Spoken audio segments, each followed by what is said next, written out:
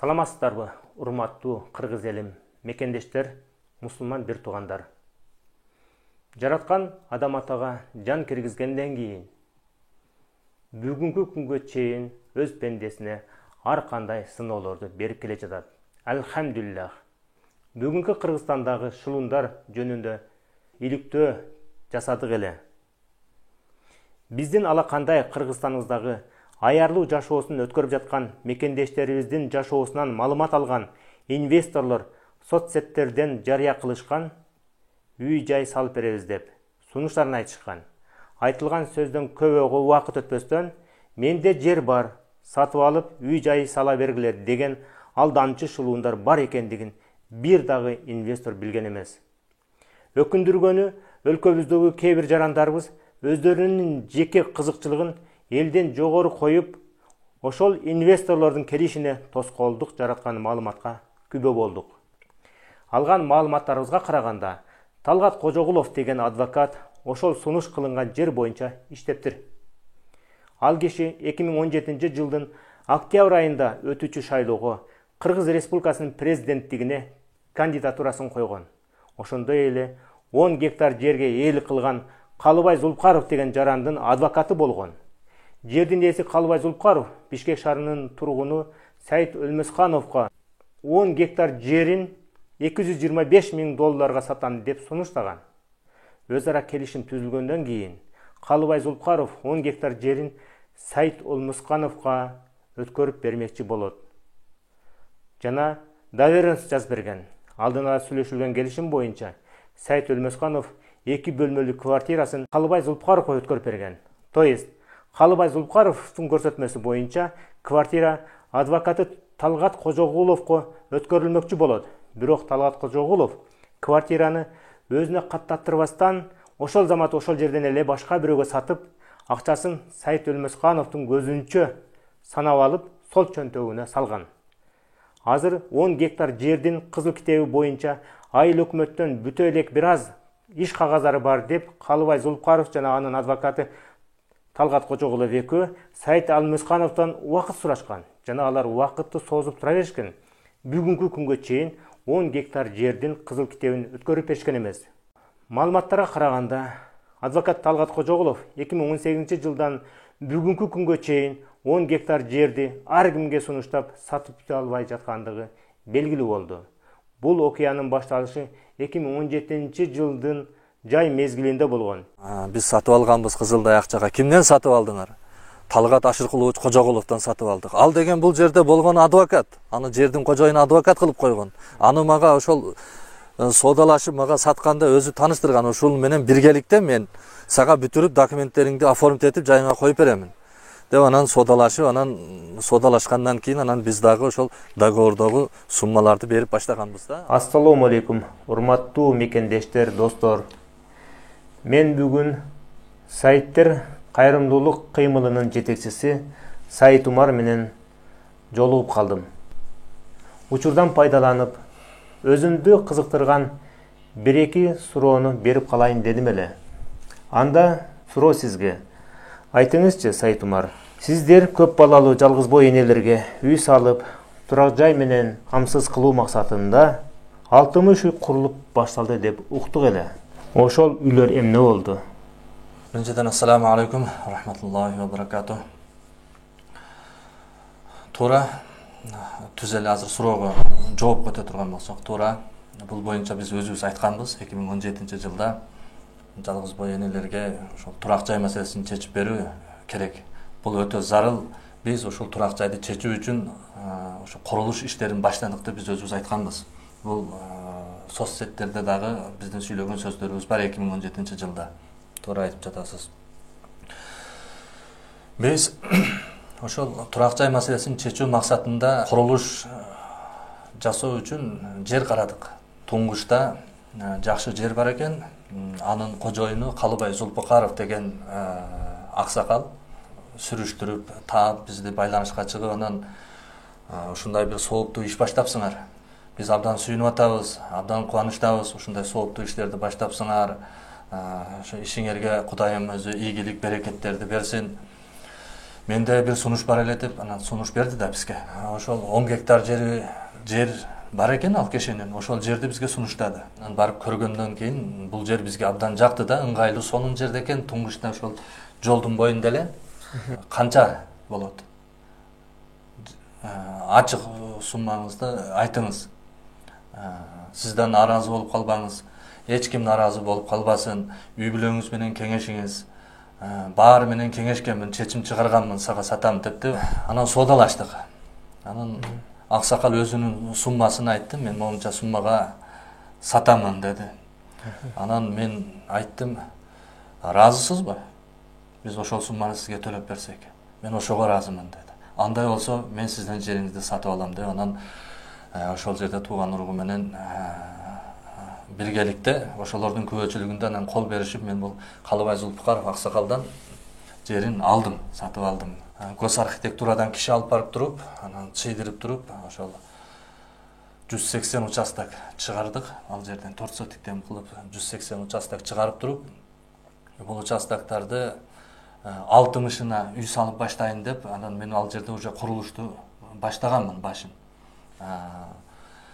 Ошол даяргерчиликтерди көрүп, анан биз менен чогуу иштешип жаткан ошол сайттер, ошол биргеликте ошол кайрымдуулукту ишке ашыра турган инвесторлор менен келишим болгон ал боюнча.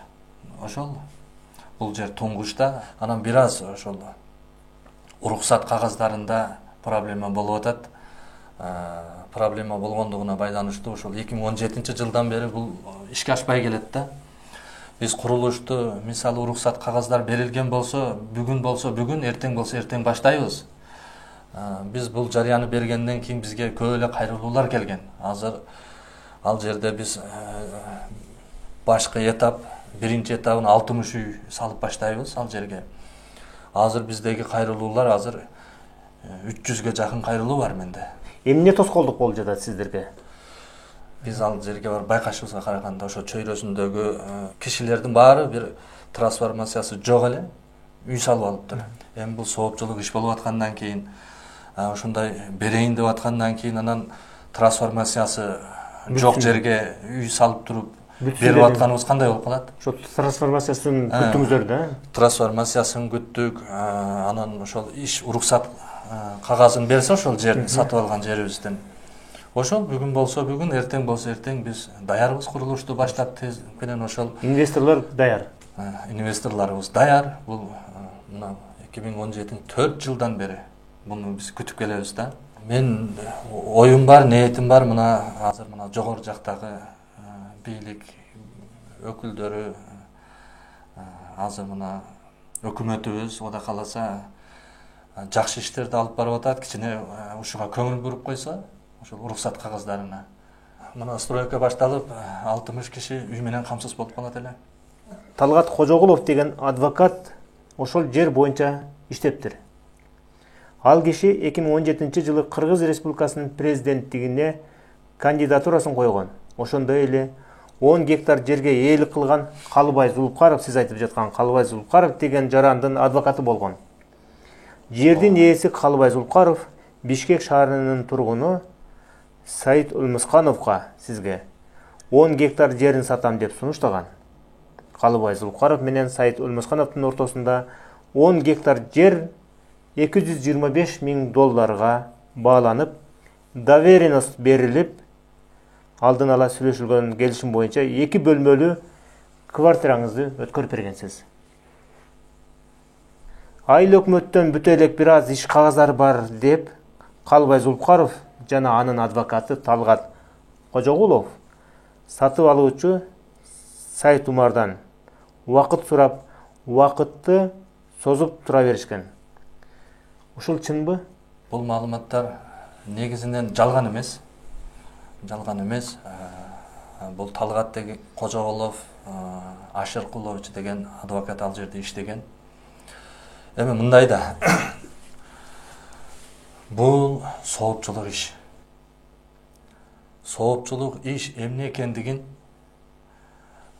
ал Калыбай Зулпукаров аксакал мына азыр 86 жашкабы келип калды да ал киши, жердин ээси. Ал киши да жакшы билет соопчулук иш эмне экендигин башында бизге сунуштаганда айткандай эле. Анан азыркы айтып жаткан адвокат ушу Калыбай Зулпукаровдун адвокаты Талгат Кожогулов ал дагы жакшы билет. Намаз окуган киши, өзү намаз окуган киши, дааватчы. Ошол менин билүүмө караганда ал ошол тынбай дааватка чыгып жүргөн ошол Алла жолундагы адам экен да. Мага келген маалымат азыр сиз айтып аткан бул адвокат. Ушунча адамдын үйү курулбай токтоп турат.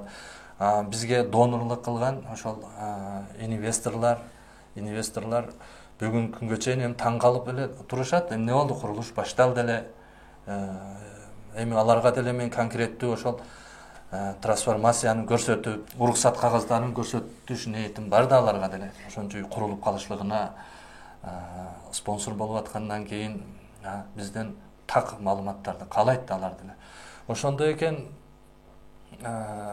мен айтат элем азыр колунан келбегенден кийин жөн эле коюш керек. Адвокат жөн эле коюш керек да, колунан келбегенден кийин. Мамлекет өзү буюрса бул соопчулук иштерге кичине көңүл буруп, териштирип берсе, жакшы эле болот эле. Тездик менен эле бул курулуштар ишке ашып бүтүп калат эле.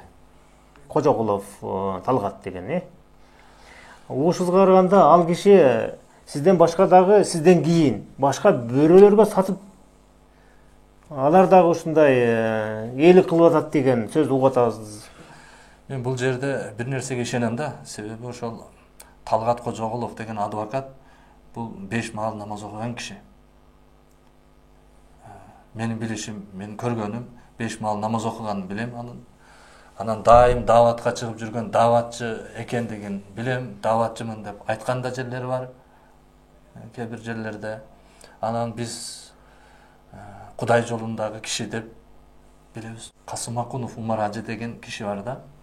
Касым Акунов Таалай ажы, Касым Акунов Эрнест ажы деп алар дагы ошол жерге биздин да байланышыбыз бар, адвокат аркылуу деген бир сөздөрү бар.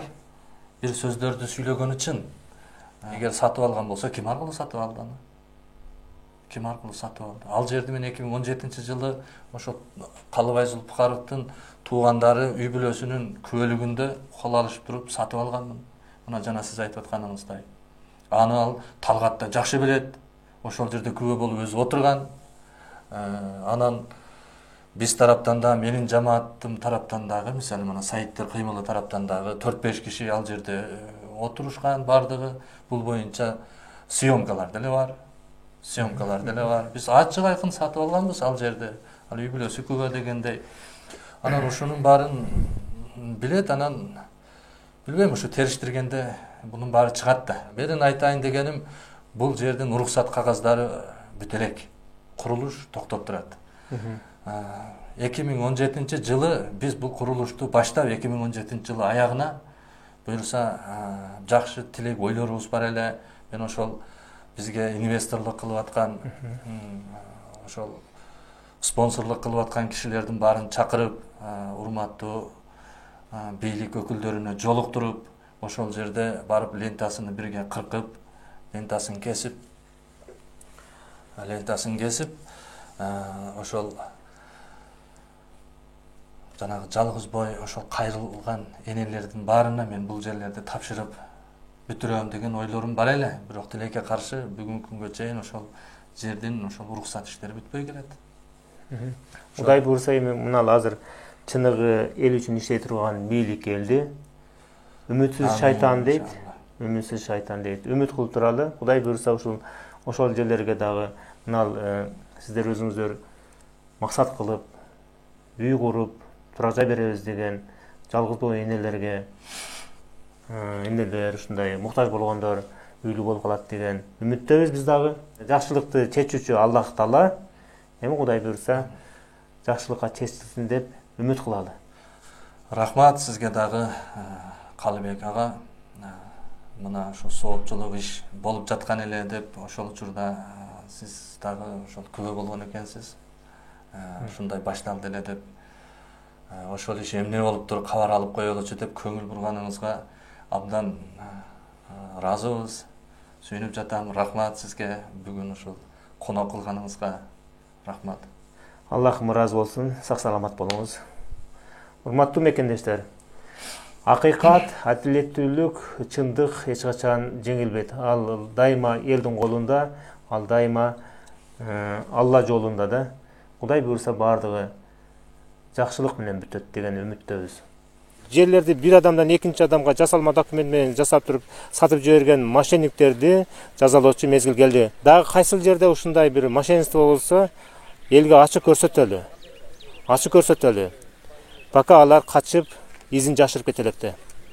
Биз сиздер менен биргеликте жогорудагы видеодон элибизге кол сунуп, жардам бере турган инвесторлор даяр экендигине күбө болдук. Урматтуу бийлик өкүлдөрү, ушул видео материалдардан кийин Саит Өлмөсхановдун жалгыз бой энелерге үй салып берүү проектисине сиздерди көңүл кош, кайдыгер карап коет деген ойдон алыспыз. Сиздерден жооп күтөбүз. Саламатта болуңуздар.